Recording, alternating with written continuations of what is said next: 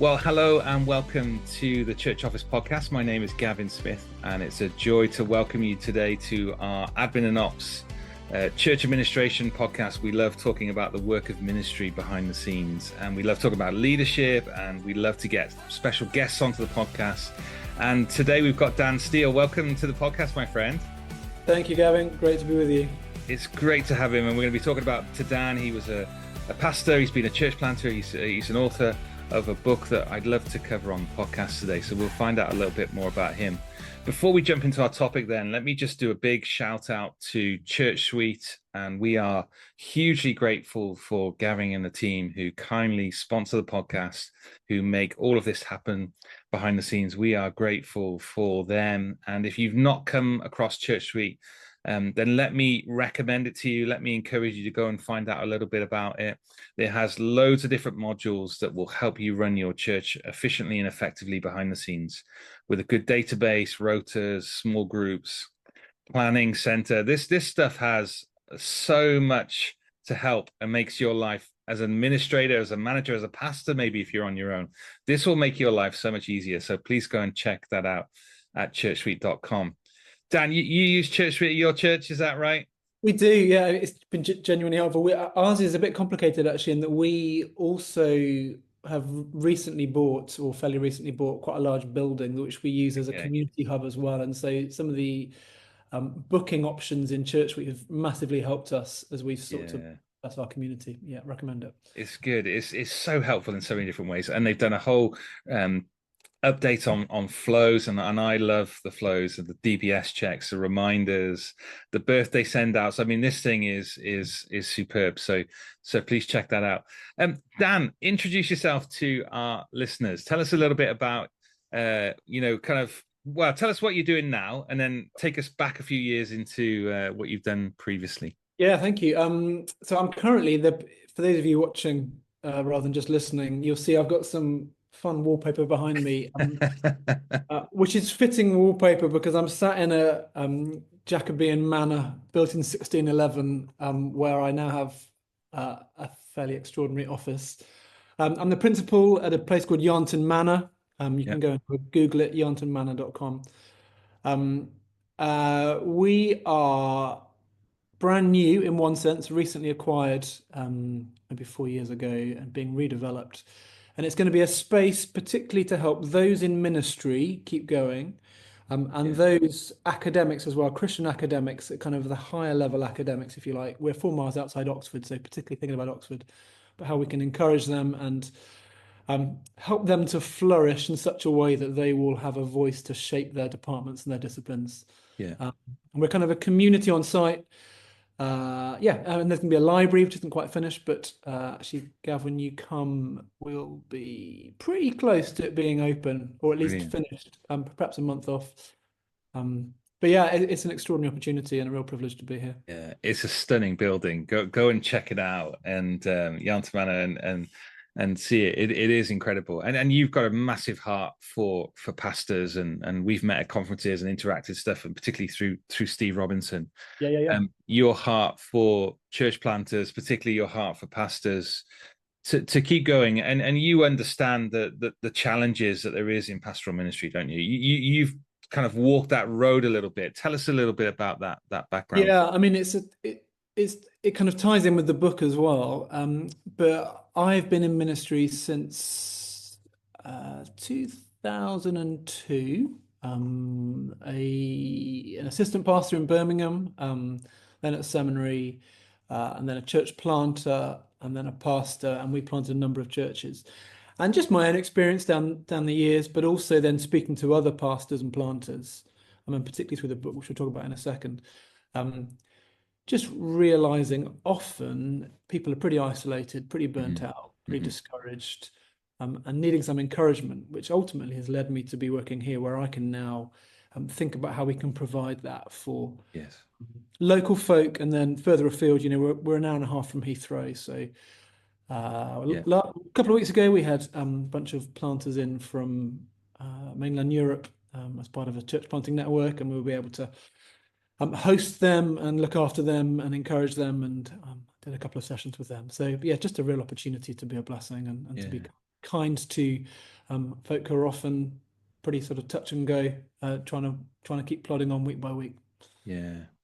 It is, isn't it? Yeah. Well, mate, it sounds fantastic, and the church office is actually going to be going in on the 28th of February. We're coming to Woohoo! deliver some training and be around on Friday 28th. If you'd like to come involved, Dan, there's a link, isn't there? We'll put in the show notes that Yep. people can sign up to the course, and you can come and hear some of our material. Just thinking about kind of admin and ops and how we can liberate pastors from the weight and the burden sometimes of administration. And you speak to a lot of leaders, particularly who are on their own, who this is their experience day to day. And so we want to try and generate some content and give some training that says, right, actually, how do we share this? How do we look for people who maybe have the gift of administration?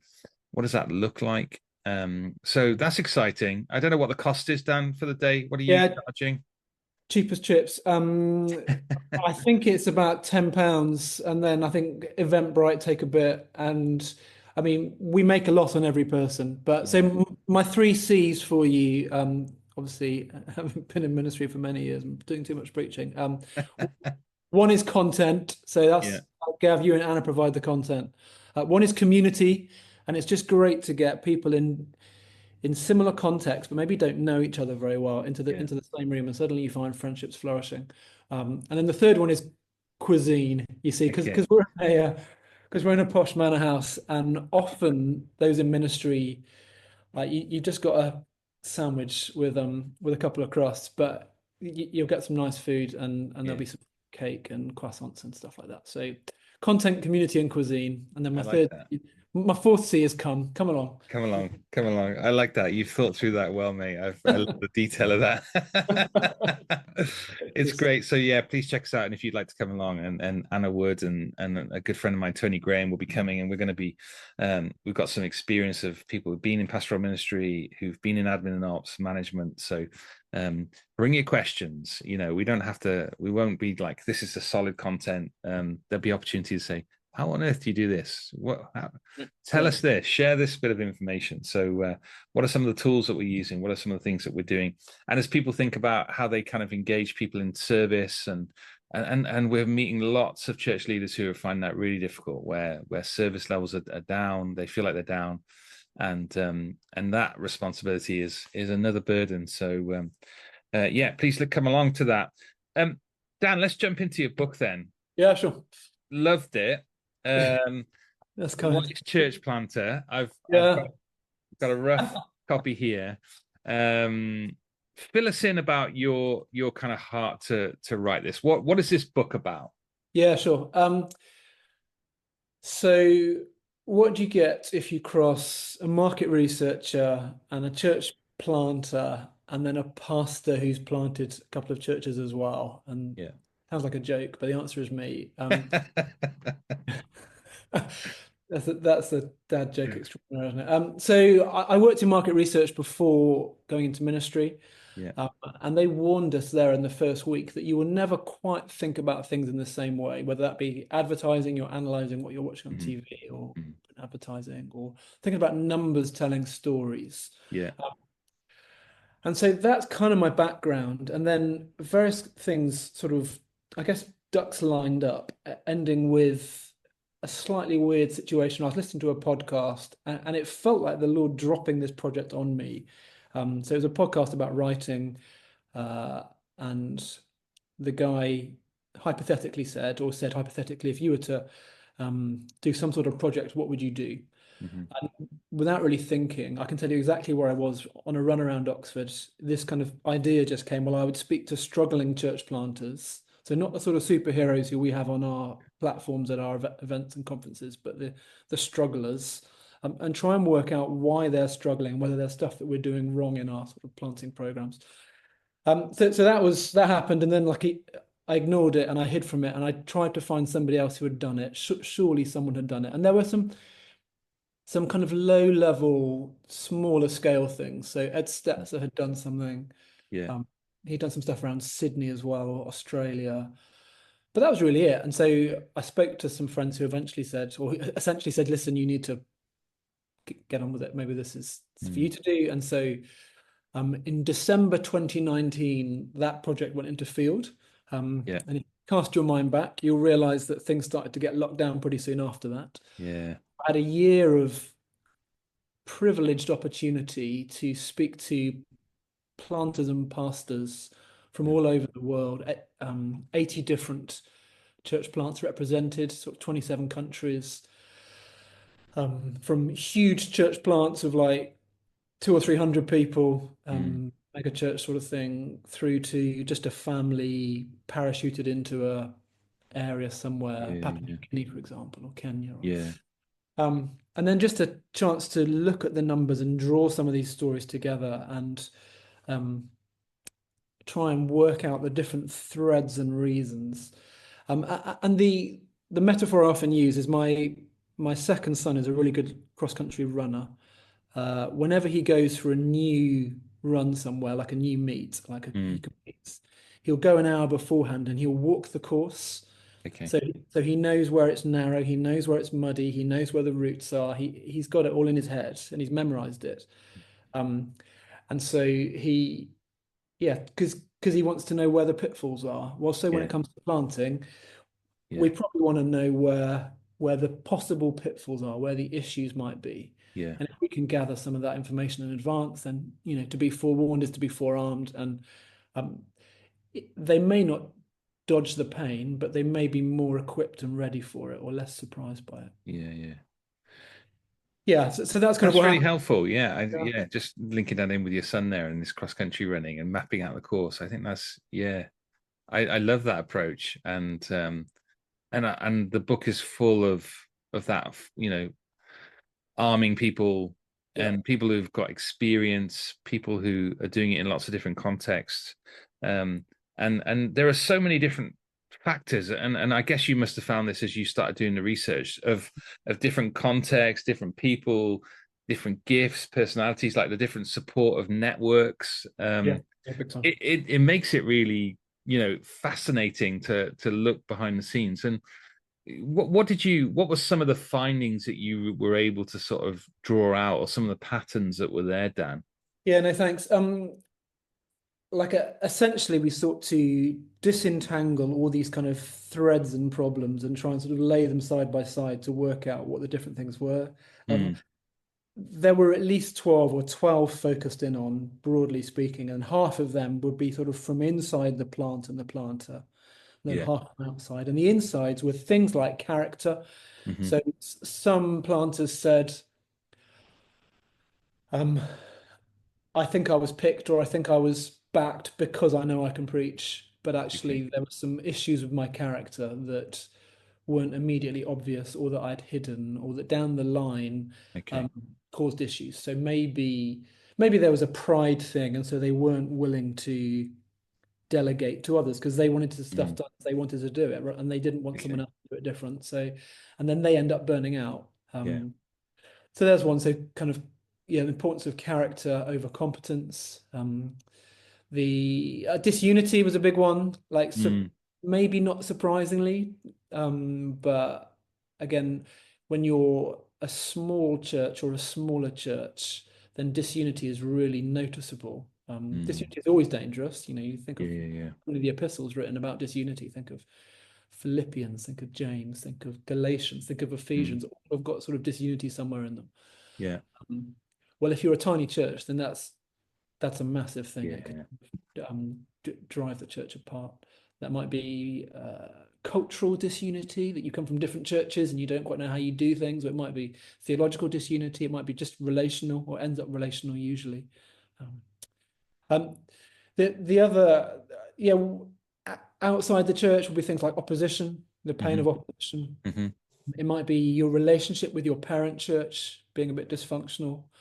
And so trying to think through how you maintain a good relationship and sort of clarity of communication, that sort of stuff. Yeah.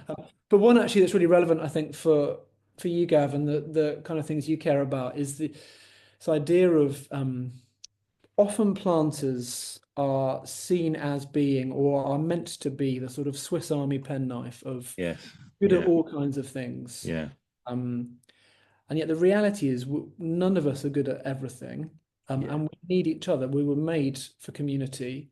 Um, and therefore, I think we need to be thinking how we can support those in ministry such that they can legitimately say, um, do you know, I know the Lord has gifted me in these ways, but there are some things that I really struggle with. And it to be okay for them to say that, Yeah.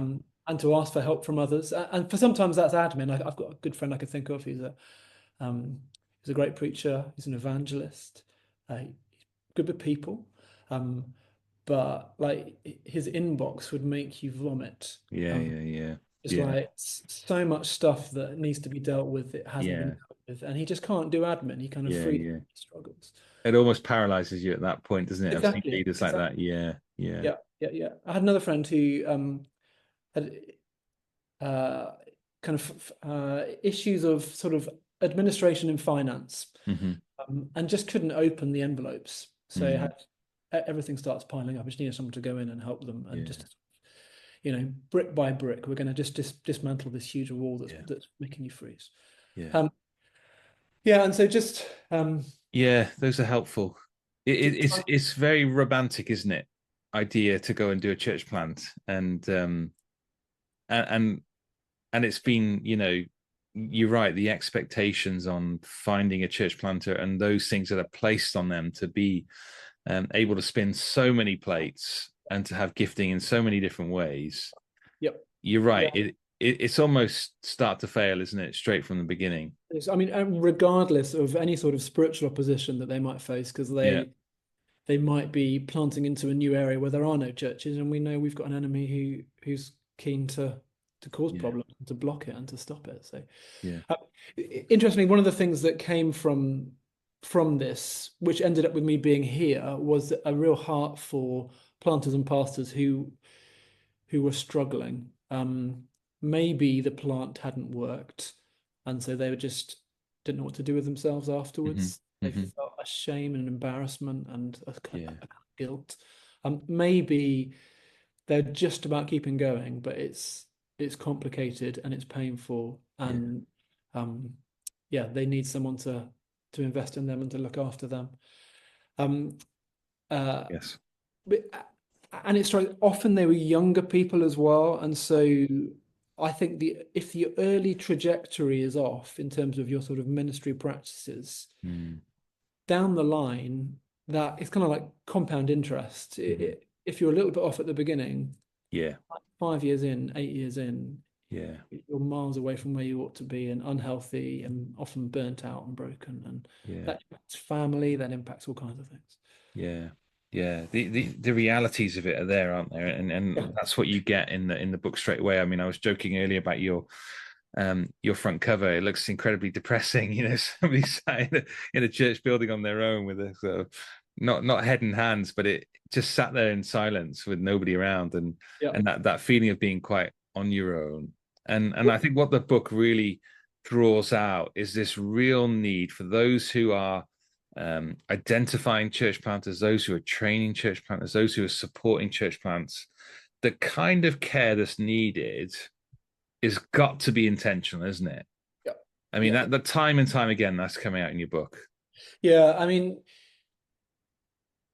mean, those who are part of networks generally did did better, but then when they didn't, actually, there's a question for the network as to how they care for them, because often Yeah, they were sort of slightly ignored and brushed under the carpet as an embarrassing statistic. yeah, One of the things that really surprised me was the number of churches that planted independently, um, and then sought a mother church to okay. because they realized we need help and They we need can't. someone there.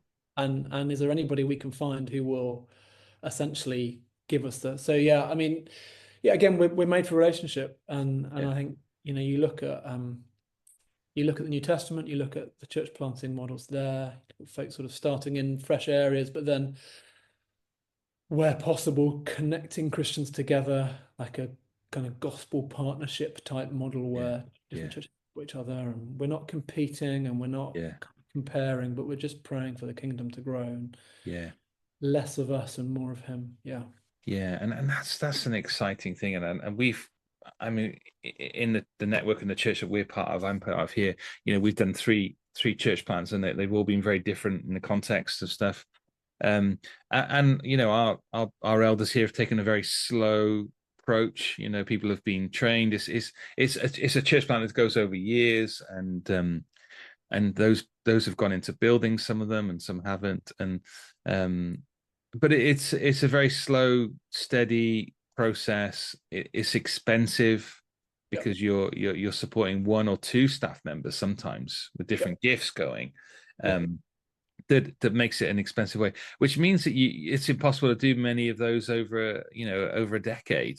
Yeah. And we haven't. We've done three and have kind of gone, right, actually, is there a better way of doing this? And I think again, your book, draws out some of those thoughts and what you're talking there about gospel partnerships, and actually us planting churches with local churches across a small region. Yep. Wow, what a difference that thought has, and why we haven't done that before. Yeah. And someone like Steve Robinson, we talk about what they're doing at Cornerstone Yeah, Liverpool. Yeah. Collective of churches that are planted within 5 miles of each other in Merseyside. You go, I've never heard of anything like that. I've never seen a model like that. It's interesting, isn't it, that this space is changing a little bit. I think so. I mean, Birmingham's the other example that I'm particularly familiar with, and that's partly because I was based there when we planted there back in 2006.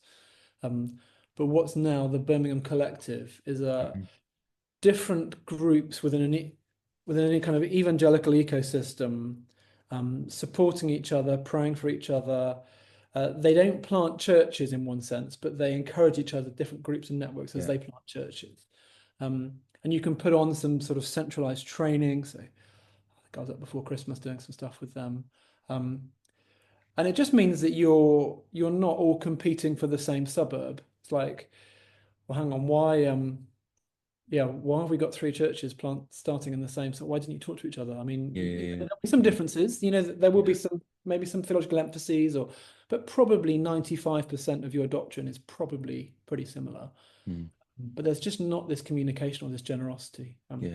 One of the examples in the book always, terrifies me of it was an 8-year life cycle of a plant on the outskirts of a suburb in Sydney, 12,000 people in the sort of suburb. And this planter spoke to me and said, we lasted 8 years. The Lord was powerfully at work in all kinds of ways. He was sad that it finished, and it did finish. There are reasons for that. But he says, how many churches do you think started and stopped within that 8-year life cycle? Plus, it's like, I don't know, 10, like more, 20, more, 30, more. And the answer was 38 churches started and stopped within an 8-year life cycle in one suburb in Sydney. Wow.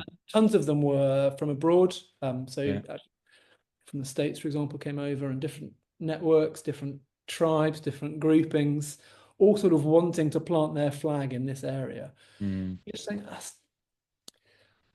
is that a waste of gospel money? Where maybe you could have been chatting to each other and thinking, maybe there are different places where we could go and plant.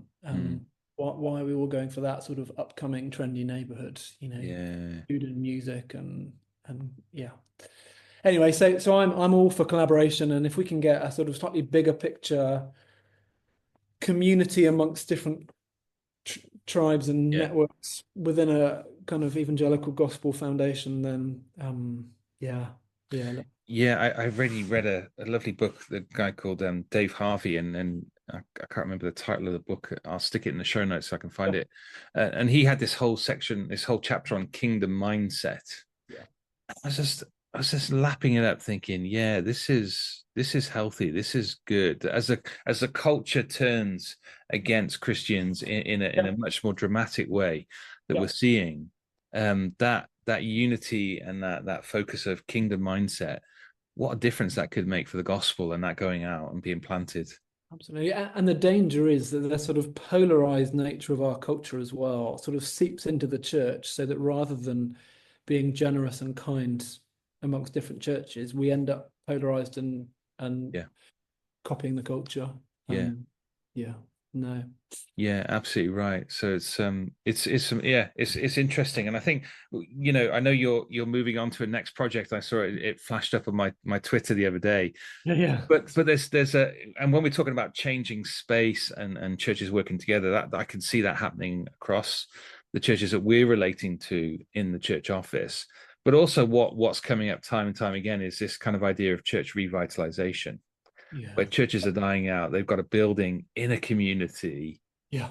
Yeah. and the whole thing is falling apart because Yeah. of the average age is 90 or 80. Yeah. Talk to me a little bit about this, because this is kind of step two, isn't it? And this really could land with people as they think about church planting and what it means to replant in Yeah, no, I mean, situation. God willing, that'd be glorious. When we planted in Birmingham, some Grace Church Sturchley, 2007, Easter 2007, we launched. We met in a Brethren Church Hall at 4 o'clock. So Mm, they had a morning meeting. They were shrinking, faithful. A few of us had preached there, so we knew them quite well. But they were very happy for us to meet in their hall at 4 p.m. There were 36 adults, I think, and 5 yeah. kids. Um, uh, and fairly soon in, they said, "Hey, would you consider moving your service to the morning? And we could come and join you." Okay. Okay, okay, and and Okay. then and then it kind of moved on, and basically two churches become one church, Mm, and so what started as a plant sort of became a revitalization. mm, And they complemented us in many ways. They had lots of old people, which we love, lots of wisdom. They had some teenagers too, which was a bit weird, from the local community. We didn't have any teens at the time, and so mm, we just kind of fitted together like a jigsaw puzzle, which was lovely. mm, Um, so we then had to think a little bit about how our strategy might change. Maybe mm, we slow down a bit and be a bit more patient. And it just strikes me that this whole idea of revitalization is increasingly important, as you say, because there are some of the denominations, who are shrinking, and there are buildings there. There are some churches who, I mean, the thing with our friends in Birmingham was their theology hadn't changed, mhm. um, but they hadn't realized that the world had changed. Yeah, yeah, yeah, The way that they were doing things, the way they were trying to do yeah. evangelism, it had worked in the 60s, Mm, but it was 2006, and so mm, they were kind of slightly all at sea to know how to do that. So, um, yeah, it just strikes me that we have an opportunity. I'm increasingly finding there are lots of great people doing it, mm. trying to do revitalization, again, different denominations, Yeah, and around the globe as well. yeah, yeah, yeah. But there's a wisdom that can come from people's mistakes. Yes. You will know in your own life, and I know that when we make mistakes ourselves, perhaps we're more likely to listen to the advice because Yeah. yeah, we know it's painful and we don't want to do that again. Um, but often we don't share advice with other people from our mistakes. So if we can get somewhere to sort of collect some of these stories, Yeah. um, again, learn from others, listen to them and learn. Often almost the kind of marginalized voices, the Mm, not successful people, the not platformed, and then learn and grow and honor them. I'd love for that to happen. Yeah, and the yeah. first person is just earlier today. I saw got my first sort of story in, and again, very honest stuff Yeah. I'd not talked about even. So really insightful, and we'll see. So we're just entering data collection mode. Yeah. We'll gather some stories, we'll gather some thoughts, and then from there seek to write it up. Yeah. I think that sounds exciting, and I think you're right. I want to learn from those who've started this ahead of us, and who are 1 or 2 years down the line, and I know a couple of revitalizations that we've helped a little bit, where it gets complicated, where you've got two trusts coming together, or you've got a building, and the expectations, and just working those things through. Or there are some things that just are way, way, way more complicated Yep. in a revitalization than there is in a church plant, that you go and hire a building and you Yep. starting fresh.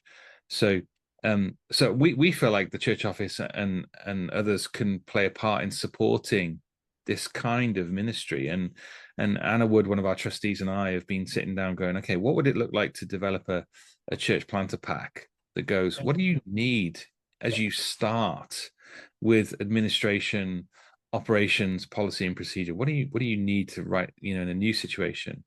And then what advice is there that we can Yeah. give to help bring up to date, possibly, situations and operations in a revitalization? And so I'm excited, and if you're listening to the podcast and you're involved in church planting or revitalization, then please get in touch. And if there's something that we can do as a church office that might be able to support you in that ministry, then great. And certainly link you up with Dan, who's putting this together. And so the aim of this, Dan, is you're in data collection, but what's the aim? What's the product again? Are you talking about a book? Well, again, so yeah, Christian Focus are keen to explore a sort of follow-up. I'm just keen to, again, the guys who trained me in market research were right. It changes how you think about the world in one sense. Yeah. And so numbers tell stories, but we often don't know the numbers or we don't share the numbers sometimes because different tribes don't want to admit when they've got stuff wrong or stuff hasn't worked. So the hope would be some sort of product at the end, maybe a book or something. But yeah. I love that. Now, just to finish off, Dan, at the end of your book, you talk about injured people that have come and just you challenge the thinking a little bit in terms of to finish a church plant, to stop a church plant, we see as a failure. And there are people that come out injured out of these things.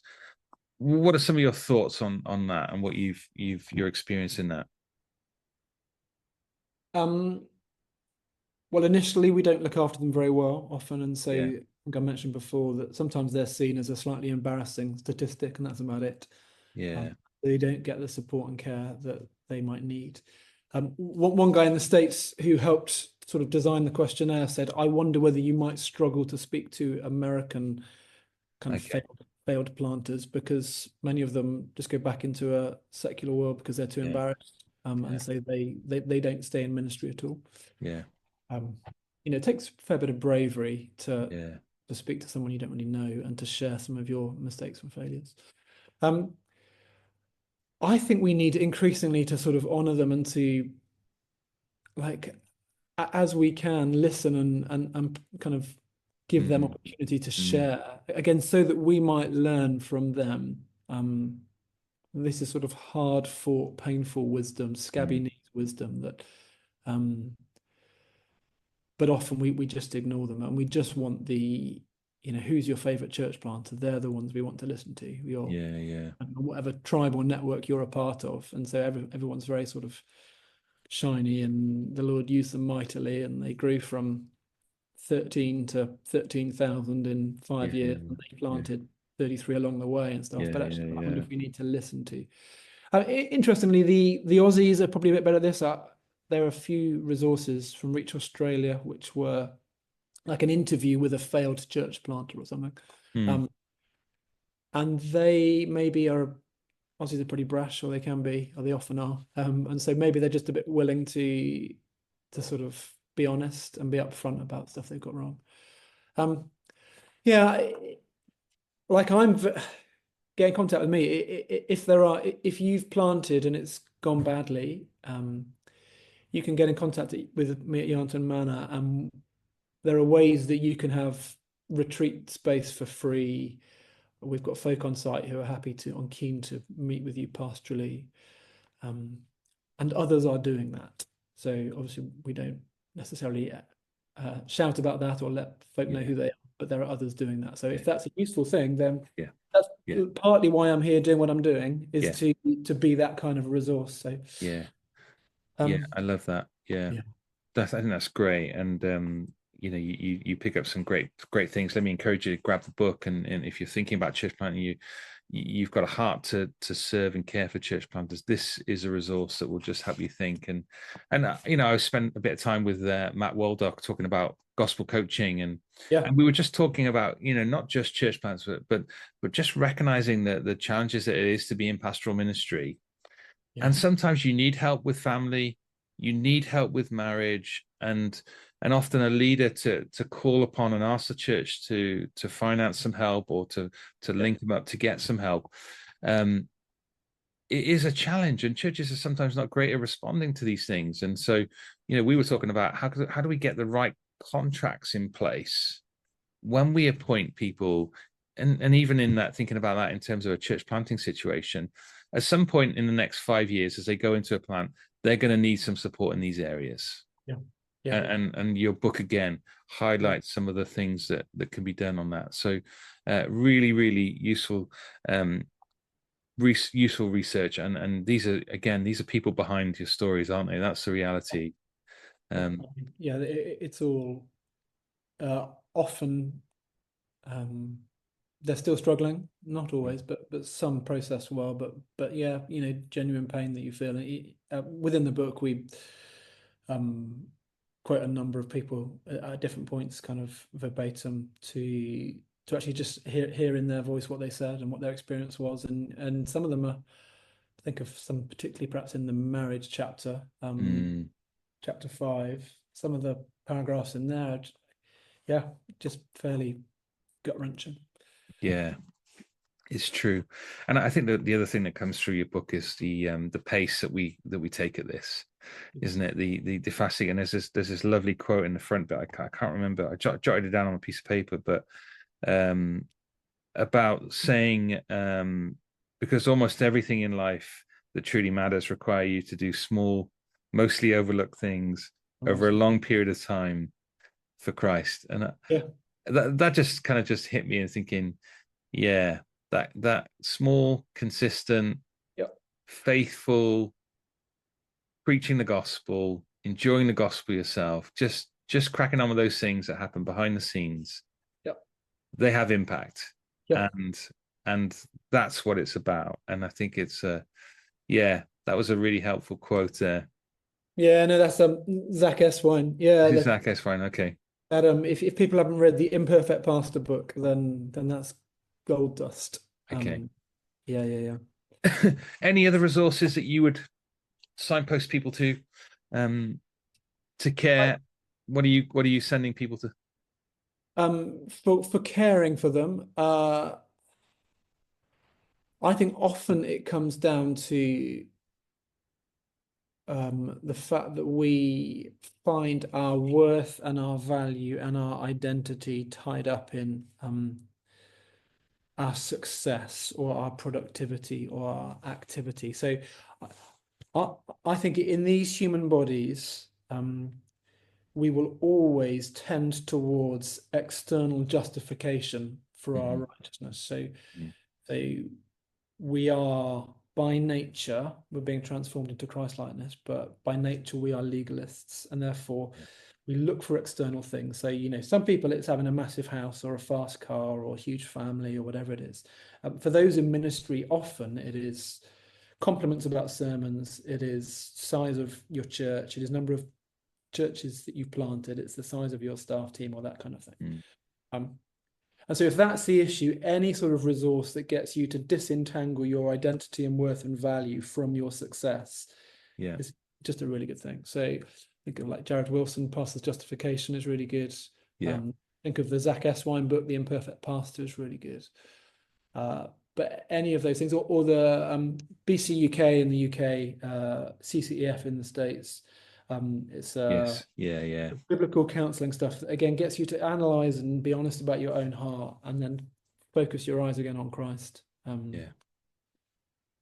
That's great. That's the big picture, as I'm trying to get people to eyes off numbers, eyes off success, eyes off activity, eyes back onto Christ. He is the one that matters. He is where your worth and your value comes from. Yeah, absolutely right. And I think a pastor that is enjoying Christ and the gospel and is just flourishing in that, it has a huge effect, doesn't it, than strategy or methodology. Somebody who loves the gospel, who's just enjoying that, affects their team, affects their church, affects their preaching. And so there can be a tendency, can't there, to get bogged down in the work and not in the gaze of Christ and all that he's done for us. So Yeah. So if you're struggling in church planting, if you're in the midst of challenging situations in pastoral ministry, then please get in contact with Dan or myself. You can do that through info at the churchoffice.co.uk. We can pass you on and link you up to Dan. You could do that directly through this. And if there's a way that the church office can somehow support you in your ministry and the work that you're doing to ease the burden, then we'd love a conversation and love to be able to serve you in that way. Dan, thanks for your time. Thanks for sharing, not just what you're doing and the book, but just capturing again your heart for people. We love that, and you love leaders and you want churches to thrive. And mate, we want to partner with people like that and say thank you for what you're doing. Thank you. Looking forward to having you, Gav. It's going to be it's a slightly different one, that re-equip we've got coming end of next month, but really looking forward to resourcing, equipping, encouraging those in ministry and in different senses with you, Anna Cummings. Thank you very much. Behind the scenes ministry, if you're involved in that, then we want to encourage you in that as well. And thank you for listening to the podcast, and I hope you do hear that encouragement from us. It's the ministry behind the scenes is vital, and the gift of administration really does serve churches and serves leaders. So please continue to listen to the podcast. Please head to our website. We've got something like 90 odd podcasts that are related to different topics. We love chatting to people like Dan and others and finding out about their ministry, about things that they're involved in that we can link into and learn and grow ourselves. So please check out those things. Please have a look at some of our training materials. There's documents, there's templates, there's things that might just make your life a bit easier. Go and check out our website and link in with us. We'd love to do that. So thank you for your time, Dan. And if you're around on the 28th of Feb and you'd like to come along to this Re-Equip Day, then you get onto Eventbrite through Dan's website and you'll be able to link us up there. Great. Well, goodbye. Thanks for listening today, and we'll see you next time on the podcast. Thanks, guys.